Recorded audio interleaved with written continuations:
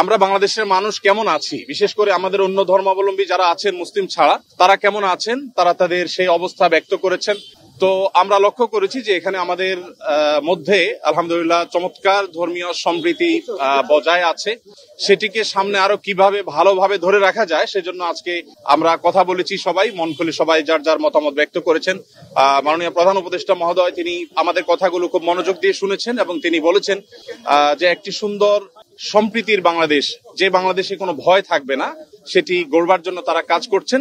এবং আমরা আমাদের জায়গা থেকে বলেছি যে এদেশের ওলামা একরাম, এদেশের ধর্মীয় নেতৃত্ব, তারা তাদের জায়গা থেকে অত্যন্ত দায়িত্বশীল এবং দায়িত্বশীলতার কারণে কিন্তু আপনারা দেখেছেন যে আইনজীবী আলিফ হত্যাকাণ্ডের পরে সারা বাংলাদেশে মুসলমানরা অত্যন্ত ধৈর্য এবং সংযমের পরিচয় দিয়েছেন। বিগত সরকারের শেষের দিকে আপনারা দেখেছেন ফরিদপুরে দুইজন মসজিদের নির্মাণ শ্রমিককে অত্যন্ত নির্মমভাবে অন্য ধর্মাবলম্বীরা হত্যা করার পরও গোটা দেশের মুসলমানরা অত্যন্ত সংযমের পরিচয় দিয়েছেন। আমরা এটিকে যেমন সাধুবাদ জানিয়েছি, ঠিক তেমনি ভাবে এটিকে ধরে রাখবার জন্য সংগ্রাম চালাচ্ছি। এখানে সিনিয়র বিভিন্ন ব্যক্তিবর্গ ছিলেন, জাতীয় মসজিদ বায়তুল মোকাররমের সম্মানিত খতিব ছিলেন, আন্দরকিল্লা শাহী মসজিদের খতিব সহ অন্যান্য ব্যক্তিবর্গ ছিলেন। প্রত্যেকেই একই সুরে কথা বলেছেন যে আমরা সম্প্রীতির বাংলাদেশ গড়ে তুলতে চাই। বাংলাদেশের মানুষ যেভাবে ধর্মীয় সম্প্রীতির উজ্জ্বল উদাহরণ তৈরি করেছে, এটা পৃথিবীতে আসলেই বিরল।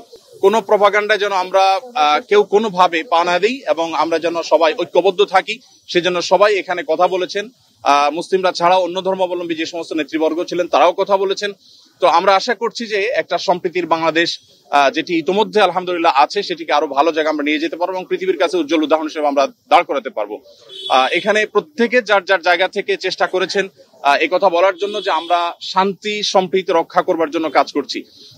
আমরা 5 আগস্টে লাইভে এসে প্রত্যেকে যার যার জায়গা থেকে আমরা সবাই কিন্তু মানুষকে সজাগ থাকার, সতর্ক থাকার এবং সংযমী থাকার, ধৈর্যশীল থাকার জন্য আমরা আহ্বান করেছি।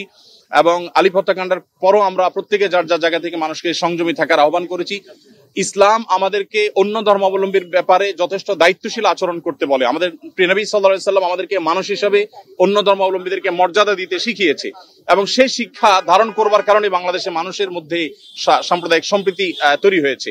আমরা আমাদের আশেপাশের বিভিন্ন জায়গা থেকে সাম্প্রদায়িক সম্প্রীতির যে নাসিহা শুনে থাকি, উপদেশ শুনে থাকি, সেই সমস্ত জায়গায় যখন দেখি যে সংখ্যালঘুরা নির্যাতিত হচ্ছে, আঘাতপ্রাপ্ত হচ্ছে এবং দলে দলে তাদের উপাসনাগুলো ভাঙা হচ্ছে, আমার মনে হয় সেই জায়গাটাতে আমাদের মনোযোগ দেওয়া দরকার।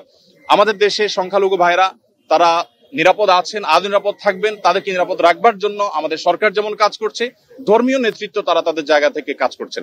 তো আমরা মূলত এই বার্তাটা মাননীয় প্রধান উপদেষ্টা মহোদয়কে আমরা দেওয়ার চেষ্টা করেছি যে আমাদের জায়গা থেকে আমরা ঐক্যবদ্ধ আছি, ঐক্যবদ্ধ আমরা থাকবো।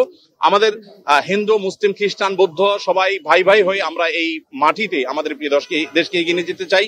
সেই জায়গা থেকে আমাদের মধ্যে কোনো প্রকার ফাটল নেই, আমাদের মধ্যে কোনো বিভেদ নেই। বিভেদ এবং ফাটল যারা দেখাবার চেষ্টা করছে তাদের সে মিথ্যা প্রপাগান্ডা যেন বিশ্ববাসী বিভ্রান্ত না হয়, আমাদের দেশে মানুষ যেন বিভ্রান্ত না হয়, আমরা সে বার্তাটি মূলত আজকে দেওয়ার চেষ্টা করছি। ধন্যবাদ। ভারতে বাংলাদেশের সহকারী হাইকমিশনে হামলার ঘটনা ঘটেছে এবং ভারত থেকে বাংলাদেশকে নিয়ে যে ধরনের অপপ্রচার চলছে, ভারতীয় আগ্রাসনের কথা বলা হচ্ছে, এই বিষয়ে কি বলছেন আপনারা? এই বিষয়ে কি বলবেন? এই বিষয়ে আমার পাশে আব্দুল্লাহ বিন আব্দুর রাজ্জাক আছেন, উনি ওনার বক্তব্যে বলেছেন, আরো বক্তারা বলেছেন, ভারতে বিশেষ করে আমাদের সেখানে যে সমস্ত সংখ্যালঘু নির্যাতন হচ্ছে আর সেখানে যে সমস্ত সহিংস ঘটনা ঘটছে, যেমন এই যে উপ হাই কমিশনারের হামলার কথা আপনি বলেছেন, এগুলোর কারণে আসলে আমাদের কথা বলা দরকার। আমাদের রাষ্ট্রীয়ভাবে মাননীয় প্রধান উপদেষ্টা মহোদয়কে বলা হয়েছে যে তিনি যেন তার জায়গা থেকে, সরকার জায়গা থেকে কথাগুলো বলেন। আমরা যখন আমাদের কথাগুলো বলবো না, তখন আমাদের উপর আরো চেপে আসা হবে। এই কালচার থেকে বেরিয়ে আসার জন্য আমাদেরকে আমাদের অধিকারের কথা বলতে হবে। আমরা আজকে সেখানে যে আক্রান্ত হয়েছি কলকাতাতে, তার বাইরে যে মুসলমানরা আক্রান্ত হচ্ছেন সেখানে, সেগুলো নিয়ে আমাদের কথা বলতে হবে। তাহলে সেক্ষেত্রে হয়তোবা এই যে আজকে যে পরিস্থিতি আমরা মুখোমুখি হচ্ছি, যে আজকে আমাদের উপরে চাপিয়ে দেওয়া হচ্ছে মিথ্যা প্রপাগান্ডা, সেটা থেকে আমরা উত্তরণের পথ হতে খুঁজে পাবো।